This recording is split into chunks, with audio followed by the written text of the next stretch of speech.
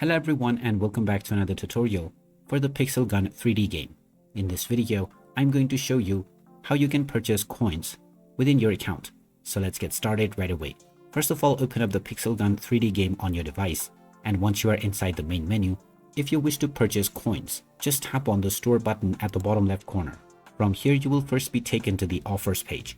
Tap on coins at the right side within the bottom menu, and now you will see the various different coin packs that you can purchase using your real-world currency. Just tap on your desired option, and this will now open up the Steam page where you can directly use your Steam wallet in order to continue the purchase. If you don't have funds, then tap on the Add Funds button and now choose your payment method in order to add your funds and make your purchase. After choosing your payment method, just enter the credentials and finalize your payment. And once you have made your payment, the amount will be deducted from your account and the coins will be added within your inventory right away.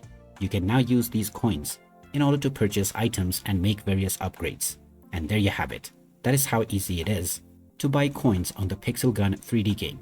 If you find this video helpful, don't forget to hit that like button and subscribe to our channel for more useful tips and tutorials. Thanks for watching, and I'll see you again in the next one.